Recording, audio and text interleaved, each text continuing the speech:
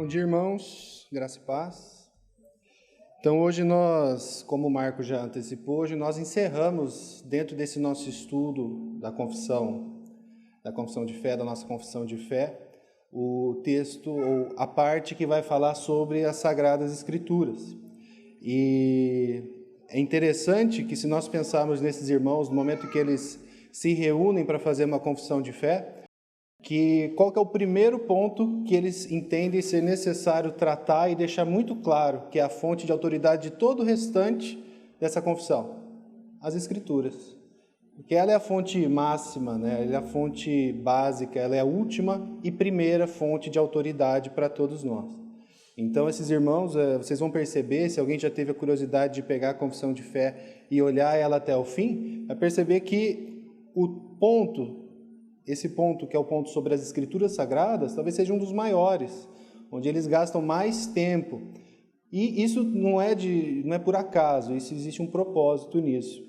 É importantíssimo para nós sabermos onde estamos pisando, para a partir daí construir todos os outros fundamentos da nossa confissão. Amém? Vamos fazer uma oração então antes da gente prosseguir. Quero orar com vocês também. Senhor, nós te agradecemos porque o Senhor nos deu a tua palavra revelada, clara, límpida, pronta para que nós estivéssemos aqui ela em nossas mãos para estudarmos e conhecermos aquilo que o Senhor quer que nós conheçamos sobre a tua vontade, Pai.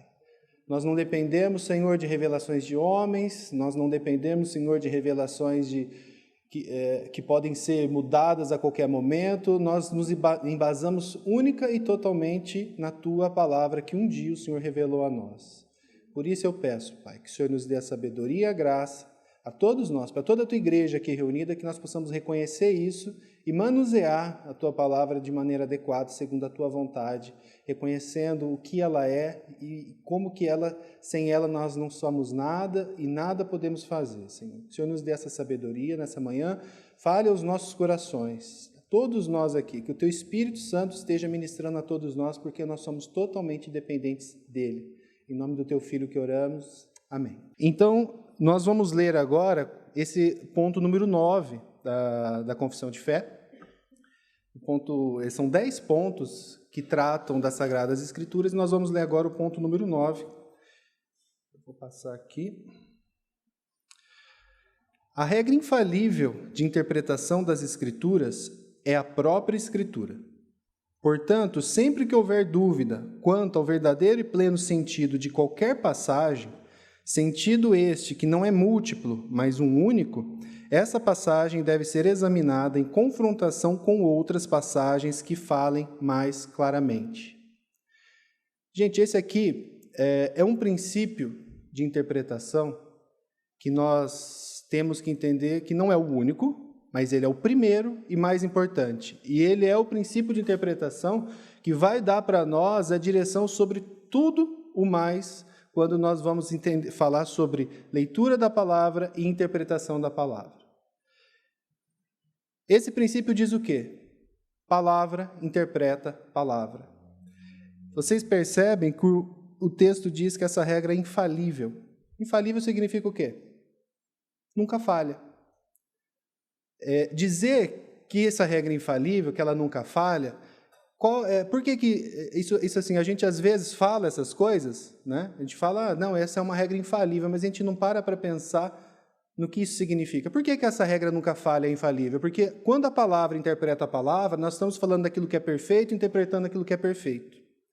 A gente está falando daquilo que foi inspirado pelo próprio Senhor nosso Deus, inspirando aquilo que foi interpretando aquilo que foi inspirado pelo nosso Senhor, nosso Deus, né? Por isso que ela é infalível. Por isso que essa regra de interpretação é a regra máxima, é a melhor regra de todas que nós podemos utilizar, né? A regra é infalível, porque nós sabemos que quando ela faz sem erros, porque é Deus interpretando Deus, né? Ao contrário dos escritos normais nossos, que são falhos, que muitas vezes, sim, nós somos contraditórios, mesmo se você pegar um escritor que escreve por vários anos, muitas vezes você vai perceber isso. Esse escrito aqui foi de uma determinada época, depois eu mudei meu entendimento. Quando nós falamos de Deus, Apesar de nós estarmos falando de um texto, de um livro, das escrituras que foram escritas no decorrer de milhares de anos, né? Se a gente pegar de Moisés até os últimos escritos do Novo Testamento, a gente pode estar falando aí de cerca de 3.000 anos, 3.000 anos, se eu não estiver enganado. Nós estamos falando aqui de um único autor. E um autor que nunca falha, que nunca erra. E é por isso que esse princípio pode ser confiado plenamente. O nosso Pai, ele escreveu esse livro por meio do Espírito Santo e por meio de pessoas, homens como eu e você, mas eles foram totalmente inspirados pelo Pai. Olha só o que 2 Pedro capítulo 2 diz. Está aberto aí para vocês, no slide, né? Primeiramente, porém, saibam que nenhuma profecia da Escritura provém de interpretação pessoal, porque nunca, jamais, qualquer profecia foi dada por vontade humana. Entretanto, homens falaram da parte de Deus, movido pelo Espírito Santo. Como eu disse, a Bíblia foi escrita por homens em um período muito longo de tempo. Ela foi escrita em mais de uma língua, ela foi escrita em hebraico, em aramaico, em grego, mas em todos esses momentos, em todos esses períodos de escrita, sempre houve um único autor. Por trás de tudo isso, que era o Espírito Santo. E é por isso que a gente pode saber que ela não vai ter contradições, por mais que por muitas vezes nós tenhamos dificuldades em fazer essa análise, essa interpretação. O que nós devemos nos preocupar, e essa regra interpretativa aqui, ela vai nos ajudar a fazer, é, naqueles momentos em que eu perceber ou que eu tiver dificuldade em interpretar alguma passagem, eu sei onde eu tenho que olhar. Eu sei a quem eu tenho que buscar. Eu tenho que buscar o autor disso. Quem é o autor? É o nosso Senhor. Então é a Ele que eu vou buscar. E Ele se revela, como já dito, na palavra dEle. É ali que a gente vai buscar isso. Eu trouxe algumas anotações de alguns irmãos que já escreveram sobre isso, só para ajudar e para auxiliar aqui no nosso estudo, né? Isso aqui é o irmão J. Packer. Ele vai dizer o seguinte: cada livro da Bíblia originou-se da mesma mente divina. Por isso, o ensino dos 66 livros é complementar e autoconsistente. Isso que eu acabei de falar. Uma única mente está por trás de todos os 66 livros da Bíblia. E é por isso que a Bíblia ela não vai ser contraditória. Ela se complementa. Todos os textos, conforme eles foram sendo escritos, inspirados pelo Espírito Santo, eles foram sendo escritos de uma maneira progressiva, sim, mas de uma maneira complementar. Então, quando nós temos as escrituras fechadas, o cânon fechado aqui em nossas mãos, nós podemos confiar, de maneira muito tranquila, de que o mesmo autor escreveu tudo e que eu posso buscar a complementação de, às vezes, algo que está faltando a mim, que eu não estou compreendendo, na própria Escritura. Ele continua: se apesar disso não pudermos vê-lo assim, a falta está em nós, não nas Escrituras. É certo que a Escritura nunca se contradiz em parte alguma. Antes, uma passagem fundamenta a outra. Este sólido princípio de interpretar a Escritura pela Escritura é chamado de analogia da Escritura ou analogia da fé. Então, só para a gente prosseguir, né? Olha o que o irmão fala, e isso é real. Muitas vezes nós teremos dificuldade sim, em interpretar. Algumas passagens não são tão claras quanto nós gostaríamos que elas fossem. Por que elas são dessa forma? Eu não sei. O Senhor quis dessa forma, né? O fato é que, se eu olho para alguma determinada passagem e não consigo compreender, ou aos meus olhos elas estão contraditórias, o que o irmão fala é real. O que falta aí é o quê? É a minha capacidade de compreensão. As Escrituras não erram, elas não falham. O que está faltando aí é uma compreensão mais plena, mais geral da Escritura ou da Bíblia como um todo.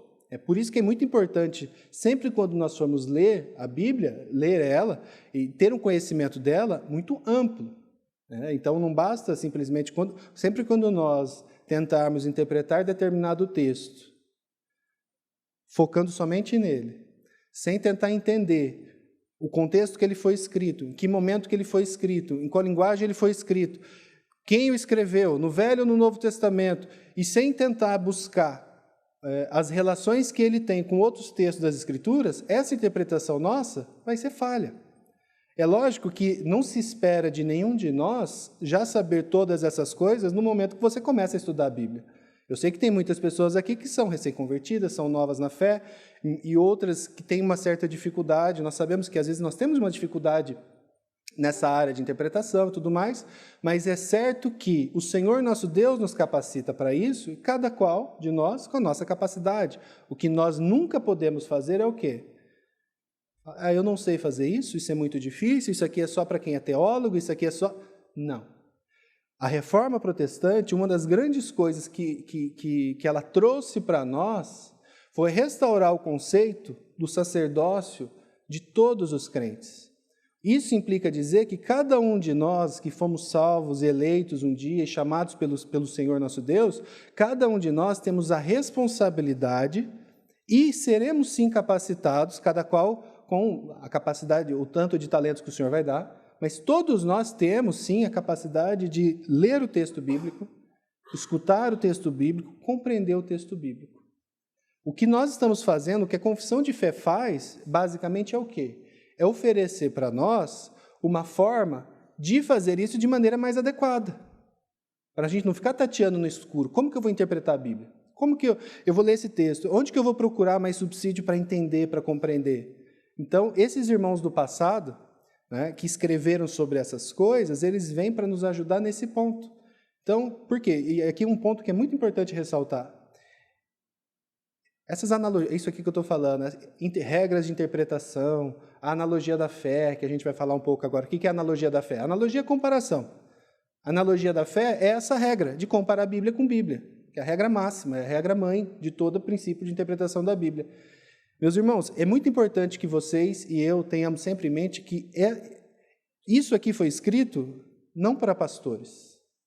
É através disso que nós vamos julgar os espíritos, é através disso que nós vamos julgar os escritos humanos e tudo mais. Então, isso aqui, às vezes você lê e fala, nossa, isso aí parece muito técnico. Mas não é para ser técnico. Isso aqui é para ser uma realidade para mim e para vocês. Todos nós temos o dever de ler as Escrituras. Se nós não fizermos isso, não lermos, interpretarmos e conhecermos as Escrituras, nós vamos ser ovelhas que estão esperando por qualquer tipo de pastor que pode levar para qualquer lado. E a gente percebe isso no mundo evangélico que nós vivemos. Existe abobrinha sendo dita para tudo quanto é lado e as pessoas vão atrás, elas buscam, elas amam esse tipo de coisa. O que falta aí? Falta conhecimento bíblico para julgar essas coisas e confrontar essas pessoas. A gente tem falado muito disso, né? O Marco fala muito disso. Essas pessoas, então, essas ovelhas, são inocentes? Não são totalmente inocentes, não são mesmo. Elas escutaram coisas que elas queriam ouvir e seguiram aquilo. E se elas têm a palavra de Deus na mão delas e elas não interpretam, não buscam, não olham para a palavra de maneira adequada, elas serão cobradas disso. Tá? Então, a gente vai falar um pouquinho agora de analogia da fé. A analogia da fé basicamente é isso que eu acabei de dizer para vocês. É essa regra de interpretar a Bíblia com Bíblia. Que é o irmão Sproul falando. Analogia da fé significa que as Escrituras interpretam as Escrituras. Aí ele vai usar um termo latim, né, aqui só um adendo, só um parênteses aqui. É muito interessante porque, dentro do contexto de onde eu tirei esse texto, ele vai explicar que todo esse conceito, todo esse conteúdo, todo esse estudo da analogia da fé, desse tipo de interpretação, foi cunhado, foi escrito, foi pensado, especialmente no século XVI, na época da Reforma Protestante. Olha só, a igreja já existia há 1.500 anos. E por muito tempo, isso foi escondido, ou foi esquecido, ou foi deixado debaixo de outras fontes de autoridade, que algumas são válidas, mas que foram usadas de uma maneira inadequada, como a igreja, por exemplo. A igreja é uma fonte de autoridade, mas ela não é a fonte última é a palavra. E quando chega no século XVI, na época da Reforma, o que a gente acaba percebendo? O que eles acabam percebendo? Haviam relegado as Escrituras para um plano de autoridade lá embaixo. Ninguém queria saber o que a Escritura dizia. Queria saber o que a tradição dizia, o que o Papa dizia, o que o Bispo dizia. Né? Então, é triste de pensar e verificar como que a igreja ela pode se desviar a tal ponto que uma igreja já existente há mais de 1.500 anos nunca tinha parado para pensar em algo como isso. Sentar e falar, gente, a gente precisa interpretar as Escrituras pelas Escrituras. E isso é mais triste ainda quando a gente olha para as Escrituras e vê que os escritores bíblicos faziam isso. Cristo fez isso, Pedro fez isso, Paulo fez isso, Tiago fez isso. Tá? A igreja primitiva fazia isso. Mas, poucos séculos depois, a igreja já não fazia mais isso. Ela preferia buscar fulano, ciclano, uma revelação dali, né, o poder aqui. E hoje, 2.000 anos depois, ou 500 anos depois da Reforma, infelizmente, dentro do meio evangélico, a gente percebe a mesma coisa. As pessoas não querem mais saber, muitas pessoas não querem mais saber de interpretar a Bíblia com a Bíblia, mas elas querem uma revelação daqui, um sinal dali, e aí elas vão seguindo e ouvindo aquilo que elas querem, né? Então, a analogia da fé significa que as Escrituras interpretam as Escrituras. Sacra Scriptura sua intérpretes. Então, as Escrituras são a sua própria intérprete. Em termos simples, isso significa que nenhuma passagem das Escrituras pode ser interpretada de tal forma que o significado alcançado seja conflitante em relação ao ensino claramente exposto pela Bíblia em outras passagens. Por exemplo, se um versículo pode apresentar duas interpretações diferentes, sendo que uma é contrária ao ensino da Bíblia como um todo, enquanto a outra está em harmonia, então essa última deve ser adotada e a anterior descartada. O que o irmão vai trazer aqui para nós, e que é importante a gente entender, é que esse princípio de escritura, interpreta a escritura, ele tem duas facetas. Uma é positiva. Positiva em que sentido? Então, eu estou aqui com um texto bíblico e eu quero entender melhor esse texto. Eu vou procurar dentro da Bíblia um outro texto que vai complementar aquele texto e que vai me explicar aquele texto. Então, esse é um critério positivo. Eu quero que a Bíblia me ajude a entender o que o determinado texto da Bíblia também me diz. Mas existe uma outra faceta dessa regra, que é qual? É uma faceta negativa. Ela vai me ensinar como não fazer ao interpretar também. Então, se eu estou interpretando um texto da Bíblia, se eu estou lendo determinado texto, e ao ler determinado texto, eu chego numa conclusão que vai de encontro, que é contrário ao todo da Bíblia, esse princípio da analogia da fé, da analogia das Escrituras, ele vai me explicar o quê? Se essa interpretação sua confronta ou vai de encontro ou não está de acordo com o todo das Escrituras, então essa interpretação está incorreta. Então ele vai me ensinar como interpretar e como não interpretar. Agora, para isso acontecer, para eu poder me utilizar dessa regra, existe um pressuposto básico, que se eu não crer nele, que se ele não for real para mim, eu não vou fazer isso. E esse pressuposto, o irmão vai continuar falando aqui. Esse princípio baseia-se numa confiança prévia e básica na Bíblia como palavra inspirada de Deus, sendo, portanto, consistente e coerente. Uma vez assumido o princípio de que Deus nunca se contradiria, é injurioso pensar que o Espírito Santo pudesse escolher uma interpretação que colocaria a Bíblia em conflito consigo mesmo.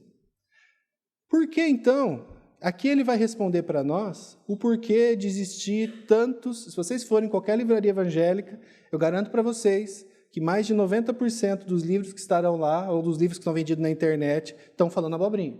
Estão falando coisas que não fazem o menor sentido. Estão falando de interpretações totalmente conflitantes com a Bíblia. Estão falando de interpretações de que veio de mentes de homens ou de outros espíritos que eu não sei quais.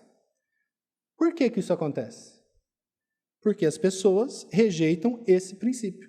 Qual princípio? De que a Bíblia é a palavra última, santa, final, inspirada por Deus, revelada para nós.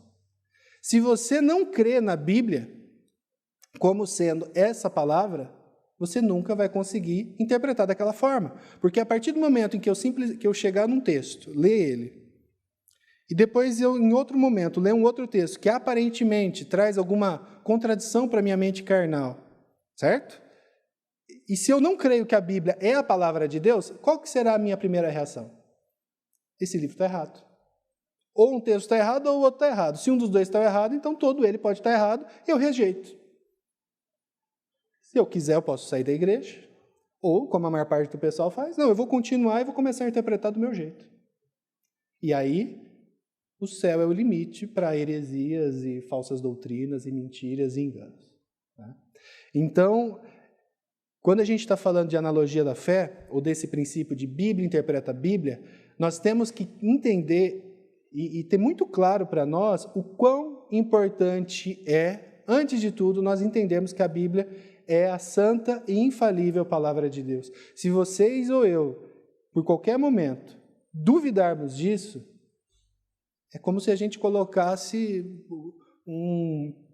a gente tivesse um fundamento de um edifício que tivesse rachado, ou com uma falha, ou inseguro de alguma forma. Você pode até continuar construindo ali por um tempo, mas na hora em que tiver tribulação, na hora que tiver algo que vá te confrontar, né? Na hora que chegar uma universidade, por exemplo, muitas vezes para os nossos filhos, ou para quem de nós passamos por isso, é muito fácil ruir. Muito fácil. Porque a base não está firme. A base não está forte. E aí é muito interessante perceber, irmãos, como eu disse, eu vou depois entrar mais um pouco nisso. A Bíblia não é a única fonte de autoridade. Né? A Bíblia é a primeira fonte de autoridade que, inclusive, cria e dá autoridade para muitas e outras instituições ou pessoas. Por exemplo, eu, enquanto pai, sou uma fonte de autoridade dentro da estrutura. Quem que me colocou com essa fonte de autoridade? A Bíblia. Eu, enquanto marido, sou uma fonte de autoridade. Os presbíteros da igreja, enquanto presbíteros, são uma fonte de autoridade. Então, não é que a gente rejeita as outras autoridades, mas a autoridade mais importante, que é a que dá legitimidade para todas as outras autoridades, é a palavra de Deus. Você pode tirar todas as outras autoridades, você vai ter problemas. Se a gente tiver com problema de autoridade em relação a pai, filho, marido e mulher, líderes e igreja, a gente vai ter problemas. Mas quando a gente mexe na autoridade das Escrituras, aí a gente está falando de problemas muito mais sérios. É interessante que os liberais, que foram um grupo que surgiu dentro da igreja, especialmente no final do século XVIII, século XIX, lá na Europa, e depois eles foram para o mundo inteiro, né? Principalmente na Alemanha. Eles não queriam sair da igreja, eles só queriam dizer uma coisinha muito simples, que a Bíblia não é bem isso que a gente crê. Ela não é tão infalível assim, ela não é tão palavra de Deus assim, ela contém algumas coisas. Eles questionaram a autoridade da Bíblia. Só isso. Só questionaram a autoridade da Bíblia. Eles não questionaram a autoridade da igreja luterana, da igreja metodista, da igreja presbiteriana. Eles não questionaram isso. Muitos deles continuaram sendo líderes, pastores, está dentro da estrutura eclesiástica, porque eles não questionaram essas coisas. Eles questionaram só uma coisa: a Bíblia. A Bíblia estava errada em alguns pontos. É muito interessante que, para quem estuda isso, para quem vai até a Europa e percebe, lá na Europa, você chega lá e você olha aquelas igrejas enormes, aquelas catedrais muito bonitas. Não existe mais igreja lá. A igreja existe, pequena, em alguns pontos, porque o Senhor é que cuida, né, dela. Mas a igreja protestante, como nós conhecemos, surgiu lá. Hoje você vai até a Europa, mais nada. É interessante, em Genebra tem a Catedral de São Pedro, que é a catedral onde Calvino pregava. Se você vai até lá hoje, eu pesquisei no Wikipédia, se vocês pesquisarem no Wikipédia, Catedral de São Pedro, Genebra, vocês vão perceber que hoje ela é utilizada para reuniões estatais, reuniões da cidade de Genebra, para resolver assuntos públicos. Elas fazem até um culto lá, se eu não me engano, uma vez por mês, num domingo, tem até um culto lá, que eles se reúnem eventualmente. Está lá a estrutura, tem a cadeira do Calvino lá, se você na Wikipédia tem a foto, é a cadeira do Calvino, está tudo lá. Eles não rejeitaram, aqueles homens, os liberais, eles não rejeitaram a estrutura, não rejeitaram a igreja, não rejeitaram nada disso, eles só rejeitaram uma coisa: a palavra. Quando você rejeita a palavra, todo o resto da estrutura cai. Porque você não tem onde se apegar, você não tem onde se segurar, né? Então, esse cuidado a gente tem que ter. Aqui é interessante, ó. Aqui a gente vai ver esse princípio da analogia da fé sendo utilizado na palavra. Aqui a gente está em Atos 15. Quem quiser abrir para acompanhar, só para vocês entenderem o contexto. Atos 15 é o momento em que tem o concílio de Jerusalém, o primeiro concílio da igreja. O que eles estavam resolvendo ali naquele momento? Paulo, Barnabé estavam lá na viagem missionária deles, e aí eles acabam recebendo, conversando com alguns fariseus convertidos, como Paulo era um fariseu convertido, né? Mas esses fariseus, eles haviam se convertido, mas eles estavam pregando e ensinando, da cabeça deles mesmo, que para que você fosse crente em Cristo Jesus, era necessário que antes você fosse circuncidado. Você tinha os judaizantes, né? E eles estavam ensinando isso. Isso causou um problema ali naquelas pessoas, muita dúvida, o povo começou a ficar com dúvida, começou a não saber o que fazer, quem estava certo, quem estava errado, iniciou-se uma discussão. Então a igreja, naquele momento, os presbíteros e apóstolos, que naquela época havia apóstolos, se reúnem em Jerusalém para definir isso de uma vez por todas. Então, se vocês pegarem o restante do capítulo 15, vocês vão perceber que, antes de Tiago, aqui é Tiago falando, Tiago, o meio-irmão de Jesus, né? Antes de Tiago, Pedro já havia dado o parecer dele, Paulo e Barnabé falaram também, eles estavam todos falando. E ali, gente, a gente está falando de homens que eram apóstolos, que tinham tido revelações diretamente da parte de Cristo, né? Que tinham ouvido, que nem Pedro. Pedro ouviu a voz de Deus quando ele estava lá com Cristo, no Monte da Transfiguração. Esses homens, se existia alguém que poderia dizer assim, eu tive uma revelação da parte de Deus e o certo é isso, eram eles. Mas não. Olha qual que vai ser o fundamento que Tiago vai usar para resolver a questão. Ele vai dizer assim, em Atos 15, capítulo 15.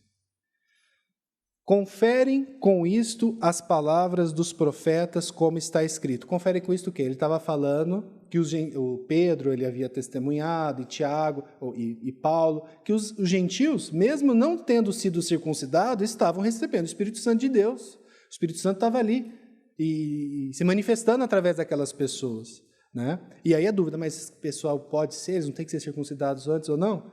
E aí ele vai falar, Tiago, conferem isto, essas coisas, essa revelação do Espírito Santo sobre os gentios que não foram circuncidados, com as palavras dos profetas, como está escrito. Cumpridas estas coisas, voltarei e retificarei o tabernáculo caído de Davi, e levantando suas ruínas, restaurá-lo-ei.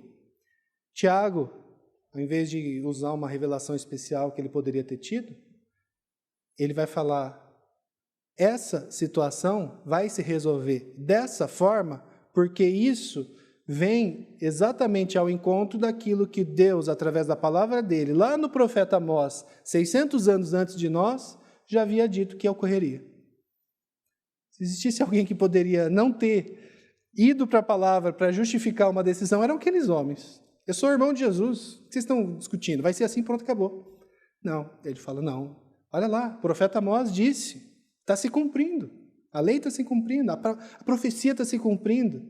Isso é um homem numa situação normal de dúvida, eles tinham dúvidas.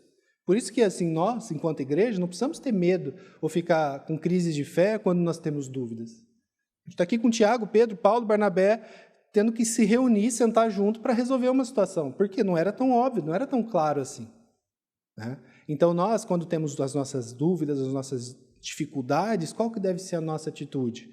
Em humildade, recorrer à palavra. E saber que nem sempre o Senhor também vai responder as suas dúvidas na hora que você quer. Isso acontece, né? Então, existem alguns pontos das Escrituras que são altamente difíceis de entender. E eu gosto de pensar que o Senhor faz isso de propósito para lidar muitas vezes com a nossa humildade, nosso orgulho também. Eu me lembro uma situação que aconteceu uns 10, 12 anos atrás, e eu estava lá na comunidade de Maringá, e o pastor Nicodemos foi pregar lá na época. E na época não tinha internet ainda e tal, ele não era muito conhecido, mas ele foi até lá. Mas eu vi, eu era muito jovem na fé também, eu vi que todo mundo, nossa, esse homem ele é muito importante, ele tem livros escritos e tal. Ele terminou de pregar, e abriu para um momento de perguntas e respostas, né? Alguém quer fazer uma pergunta? Eu lembro que até hoje o irmão levantou e falou assim: irmão, eu queria fazer uma pergunta. O senhor crê que Deus é totalmente soberano, né? Eu falei, sim, eu creio. E o senhor crê também que nós somos totalmente responsáveis pelos nossos atos, né? Eu falei, sim, eu creio também. Como que o senhor junta essas duas coisas e me explica isso de maneira satisfatória? Aí ele falou, muito simples. Eu não sei. Não sei. Eu sei que essas duas coisas são verdades. Eu sei que elas são verdades, porque a palavra me diz, mas na minha mente humana não consegue fechar. É como a Trindade. Qualquer um de nós aqui que fala assim, eu entendi a Trindade, agora eu vou te explicar. Fuja dessa pessoa. É impossível. Nós sabemos que a Trindade é real porque a Bíblia, através de vários pontos dela, vai nos indicar que aquilo é real.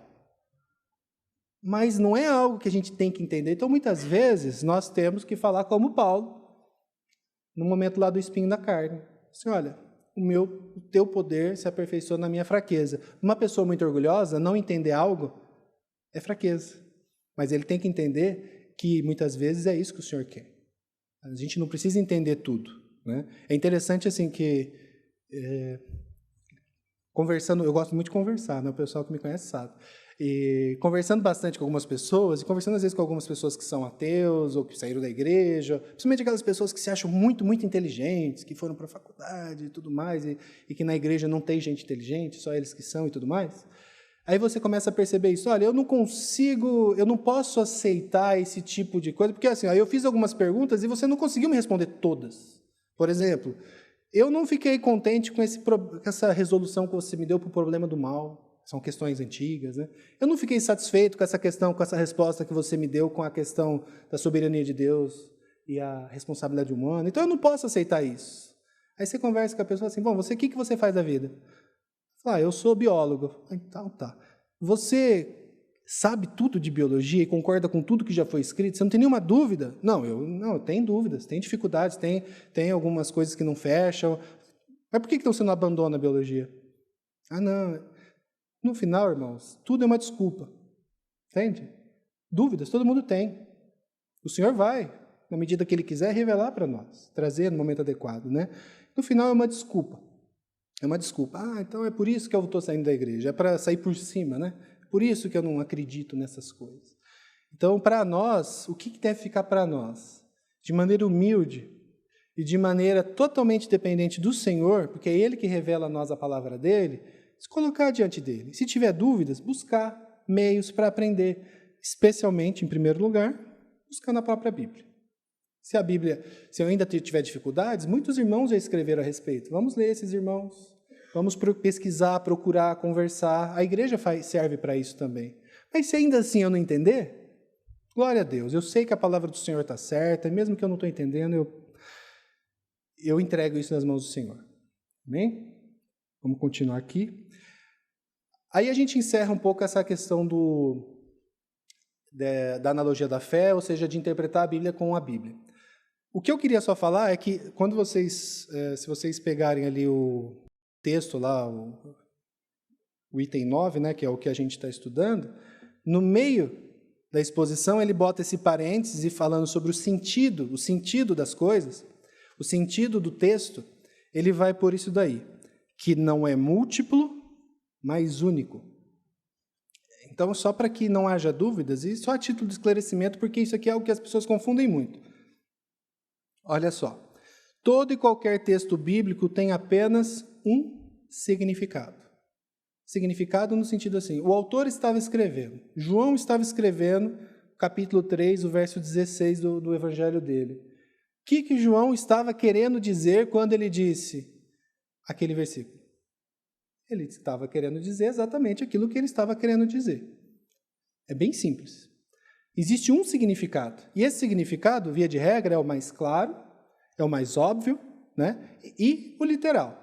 A não ser que, em algumas situações, existem algumas figuras de linguagem que a gente pode entender. Quando Isaías fala que as árvores baterão palmas de alegria.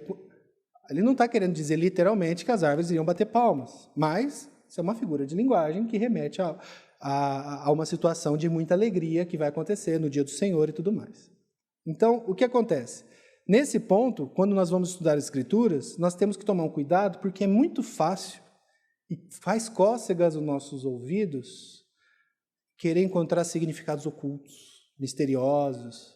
Então, assim, olha, quando ele disse aquilo, quando João disse aquilo, você não levou em consideração uma coisa. Aquela palavra, ela, no original grego, ela tem uma contagem de números que significa tal coisa. Aí fala, nossa, olha que interessante. O pessoal para ouvir. Se você começar a falar que existem significados ocultos, o pessoal adora. Alegorias, esse tipo de coisa, porque é uma coisa que parece que só eu sei, mas ninguém, né? Então, nossa, olha, ninguém percebeu isso. Ninguém percebeu, agora eu percebi. Isso marca mesmo a gente. O fato é que significado, o que você quis dizer quando você disse aquilo, a gente tem que entender que o escritor bíblico, que é o nosso Deus, né, em última análise, ele quis dizer apenas uma coisa. Agora, o que a gente às vezes confunde é a questão de aplicações. As aplicações podem ser as mais diversas. As mais diversas. Você não tem uma única aplicação para o texto, mas significado é apenas um só. Então, por exemplo, usando João 3,16, Deus amou o mundo de tal maneira que deu o seu Filho unigênito para que todo aquele que nele crê não pereça, mas tenha vida eterna. O que isso significa? Significa que há um Deus, que esse Deus é todo-poderoso e que esse Deus mandou o Filho dele. É isso que significa. Mas a aplicação. Se eu sou um ímpio, certo? E eu estou pregando essa palavra, eu não, né? Vamos dizer, alguém está pregando para mim essa palavra, a aplicação pode ser, olha, creia no Senhor Jesus, porque se você não crer, você vai ser condenado. Você vai ser condenado. Ele veio para que você, se você crer nele, não ser condenado. Então, para um ímpio, por exemplo, a aplicação vai ser, nossa, esse texto é um texto pesado, ele me fez ter medo e entender que existe um inferno, que existe condenação, eu preciso ser salvo. Agora, para uma pessoa que já crê, como nós, esse texto te dá medo? Esse texto me dá alegria. Então, eu vou ler esse texto e falar, glória ao Senhor, porque um dia ele mandou o Filho dele para morrer na cruz no meu lugar. São aplicações. Aplicações existem as mais diversas, porque a Bíblia é viva e ela vai falando. Agora, significado é um. Qual que foi o significado? Jesus, Deus mandou o Filho dele, Jesus, para nos salvar e para nos livrar do juízo. Esse é o significado. Agora, as aplicações, sim. A gente pode usar diversas aplicações. Vocês vão usar vários textos, muitas vezes com várias aplicações. É interessante, eu vou ler aqui uma citação do irmão. Esse aqui é o irmão Stuart Ollett. Ele tem bastante escritos nessa área de pregação. Ele é do país de Gales. É bem interessante. Ele fala assim, ó, tudo que Deus tem a dizer aos homens e mulheres foi escrito nas palavras e sentenças que constituem a Bíblia. Essas palavras e sentenças possuem um significado intencional. Portanto, nada mesmo pode ser mais importante do que conhecer o significado correto. O estudo que revela o significado intencional das palavras e sentenças da Bíblia chama-se exegese. Não haverá um pregador verdadeiro se tudo o que ele te disser não estiver fundamentado em exatidão exegética. Então, qual que é a função do expositor? Mas também sua e minha, na hora que eu lá na minha casa estiver lendo a Bíblia, buscar o real significado daquele texto, e não significado oculto, escondido, ou alegorias. É interessante que o Stuart Ollett ele vai citar um exemplo dele, quando ele está falando disso, ele fala, olha, evitem esse tipo de coisa, por mais que sejam prazerosas muitas vezes, porque ele até citou um exemplo, falou, olha, eu escutei um sermão há 40 anos atrás, em Gênesis, acho que 39 ou 34, que é quando Abraão manda o servo dele ir até a terra distante dos parentes para buscar uma noiva para Isaac. Né? O texto é esse. O que Moisés queria dizer quando ele escreveu aquele texto? Ele queria dizer que existia um homem que chamava Abraão, que tinha um filho, que não era casado, que precisava casar com... Era isso que ele queria dizer. Aí ele falou assim, aí o irmão foi pregar, e era um irmão sério, crente, e ele começa a pregar e fala assim, olha, então assim, o que significa esse texto? Abraão é uma alegoria de Deus. Isaac é uma alegoria de Cristo. O servo, Eliezer, né? Ele é uma alegoria do Espírito Santo, que vai até o mundo, que é a alegoria do lugar onde estão os parentes dele, né? Onde encontraria lá a Rebeca. E Rebeca é uma alegoria da igreja. Então, olha só, o Espírito Santo vai até o mundo e traz pura, santa, sem mácula, uma noiva para Isaac. Aí ele falou, é bonito, a gente até arrepia falando assim, né? É bonito isso. Ele falou, olha, faz 40 anos que eu vi esse sermão, eu nunca mais esqueci. Mas está errado, não está certo isso. Onde que ele tirou isso? Se você fosse usar isso como uma analogia, como uma aplicação, como uma comparação, não tem problema. O problema é quando você diz que esse era o significado de Moisés quando ele estava escrevendo o texto. Moisés falou assim, não, eu vou usar Isaac, Isaac, um dia vai vir o Cristo. Então, Cristo vai ser Isaac. Moisés não estava pensando nisso. E nem o Espírito Santo quando estava escrevendo.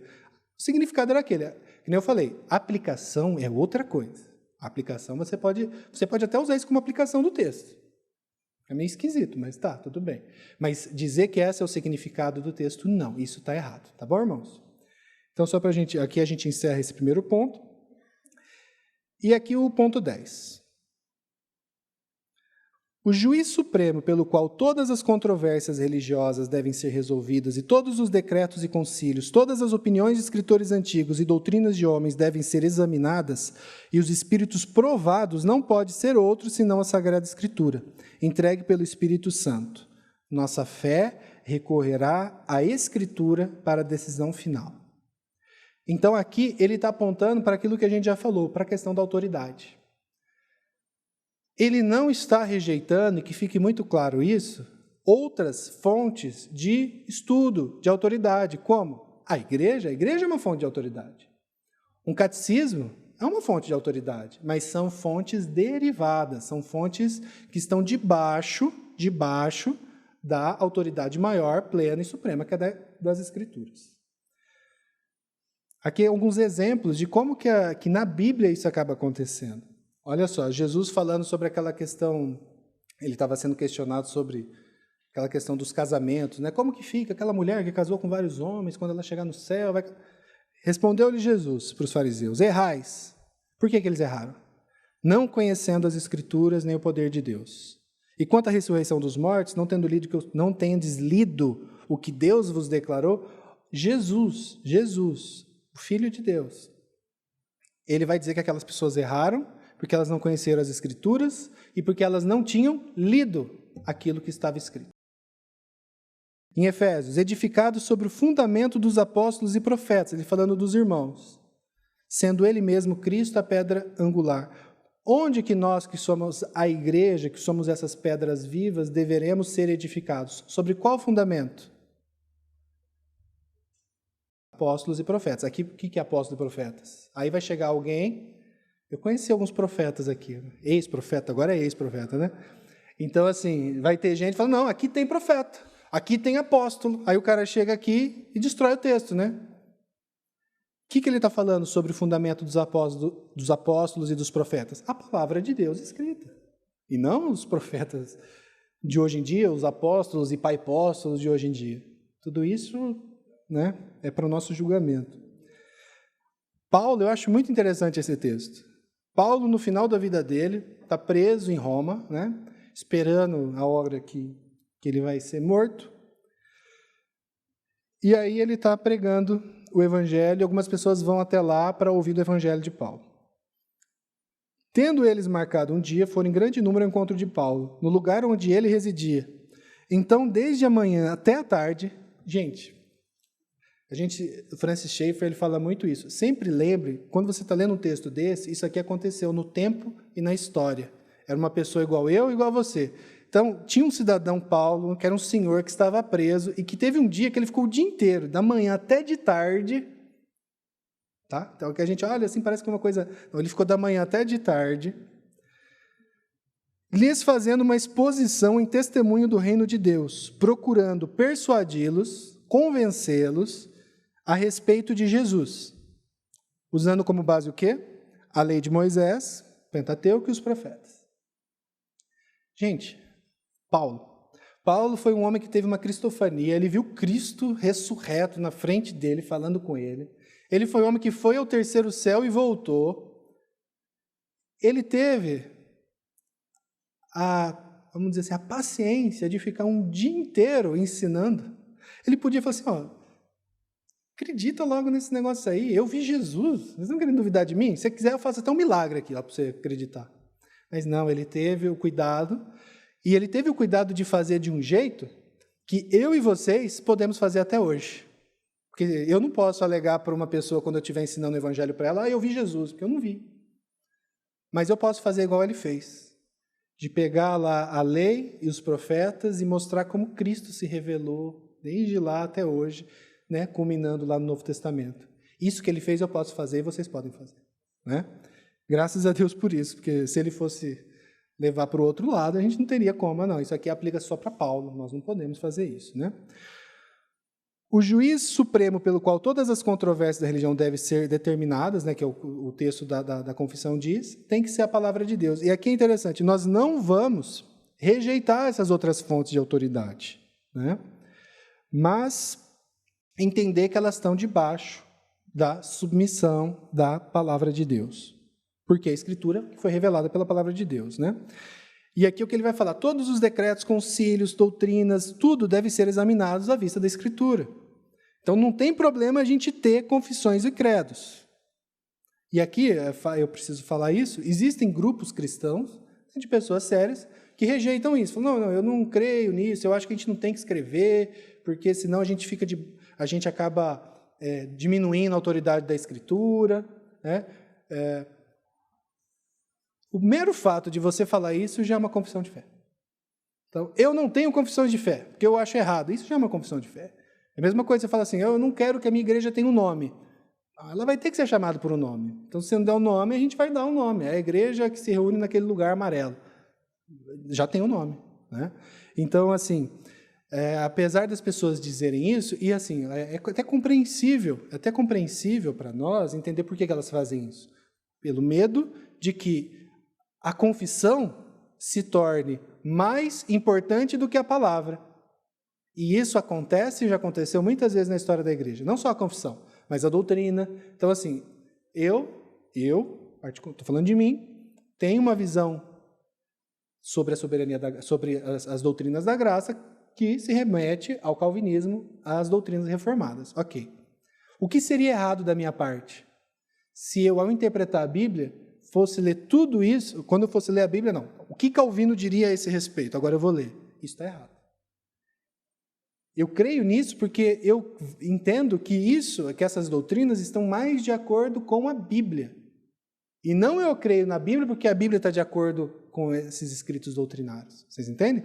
A gente tem que tomar esse cuidado. E é muito fácil as igrejas errarem nisso. Pessoas que amam denominações. Eu já passei por comunidades, por denominações históricas. Tem pessoas que amam a denominação. Não, eu sou 4ª, 5ª geração da denominação. O símbolo de fé é esse. Então, isso aqui não está errado nunca. Tudo.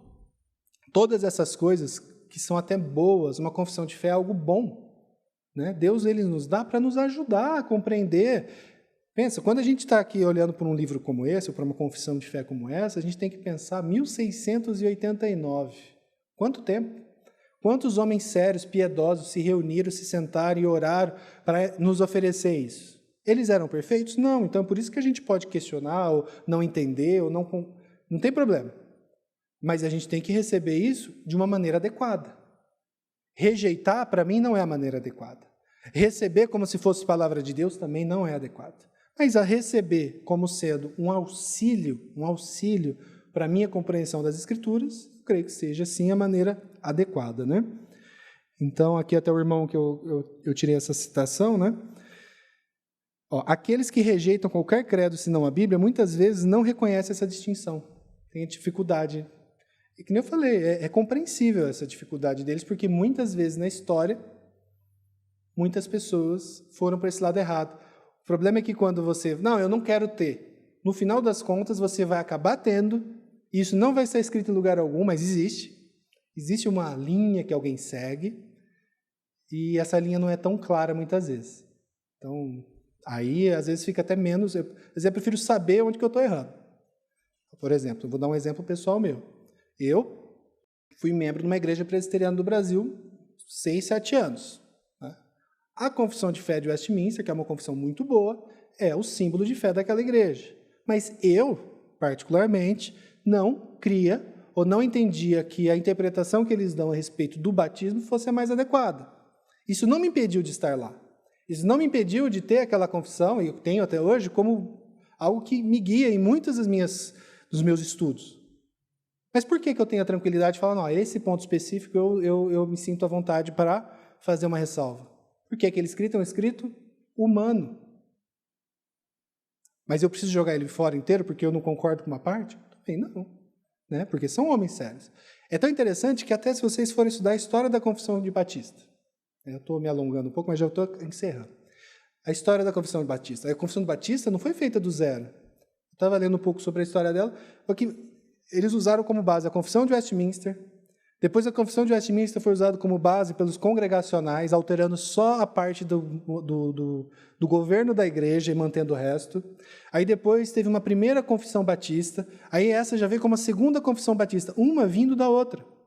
Por que aqueles homens se sentiam à vontade para alterar aquilo que eles entendessem que não estava adequado? Porque aquilo era uma palavra de homens e não palavra de Deus.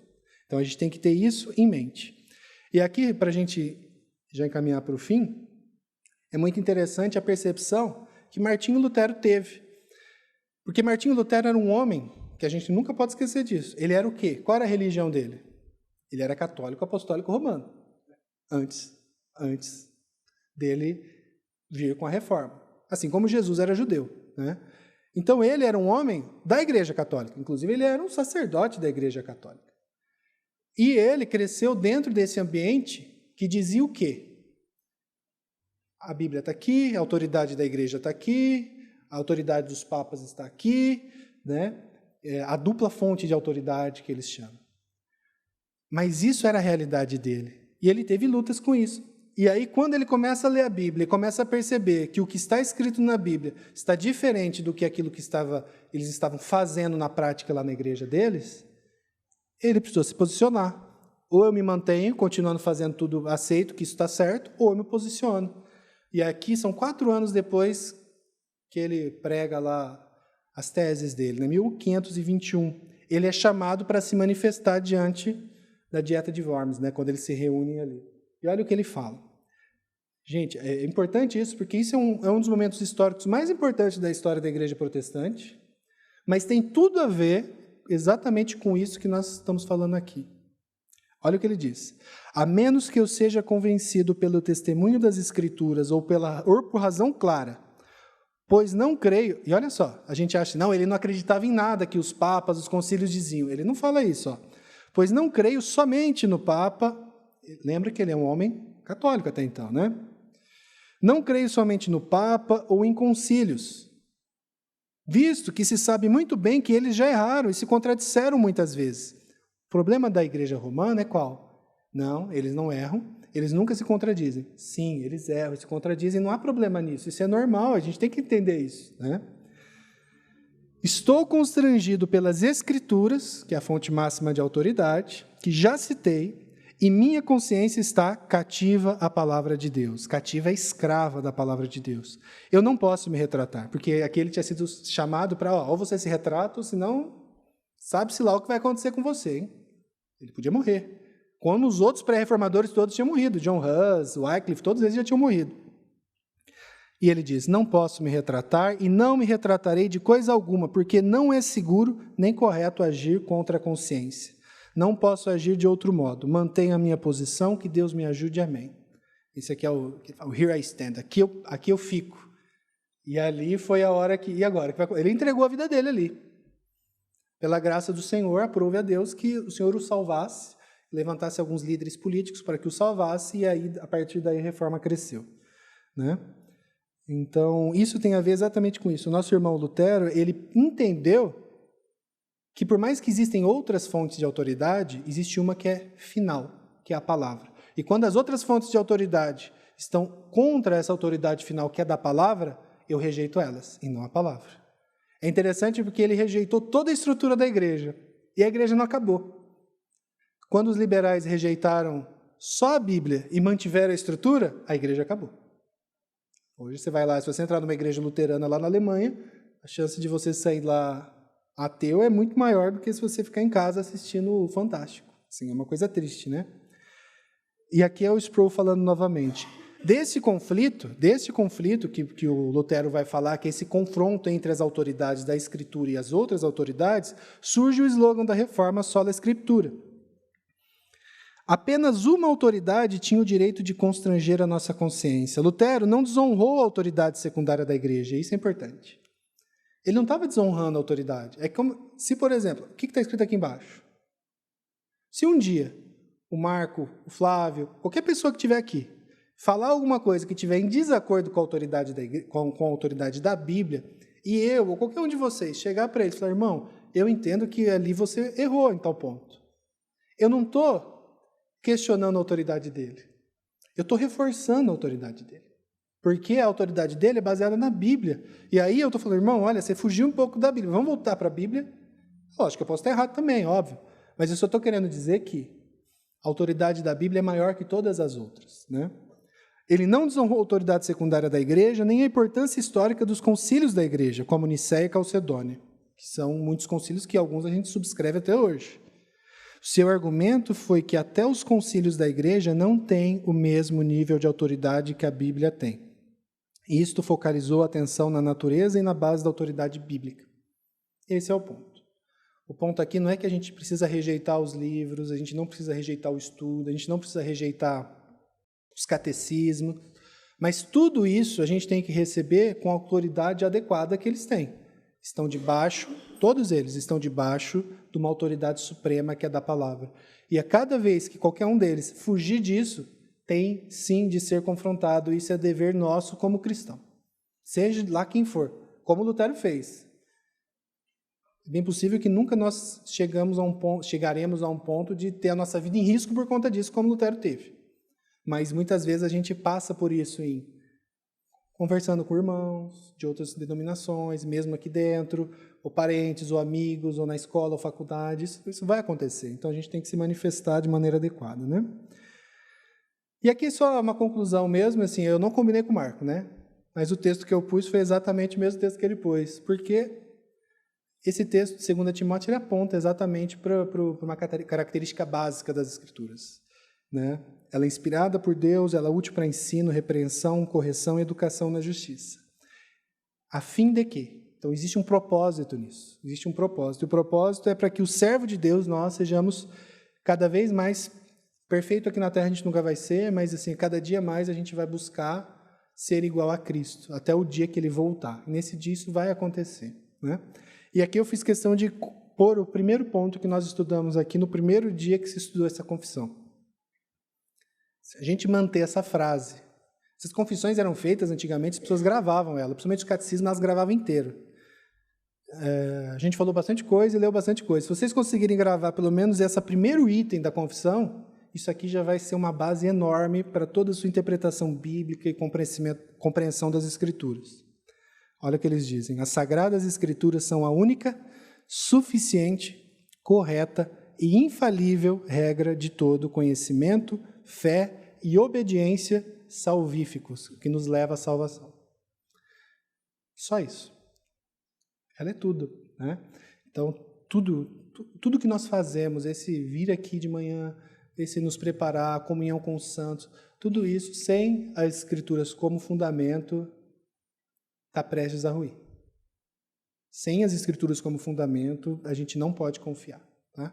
Então, que a gente mantenha isso bem claro na nossa mente e olhe para as Escrituras como ela deve olhar, como a gente deve olhar. Se nós não estamos entendendo, que nós tenhamos a humildade de entender que nem tudo é para ser revelado. Nem tudo foi revelado a nós. E muitas vezes a gente precisa assim, se aquietar e buscar ajuda, ou se for o caso e não entender ainda, aceitar e saber que a vontade do Senhor é essa por um tempo. Amém?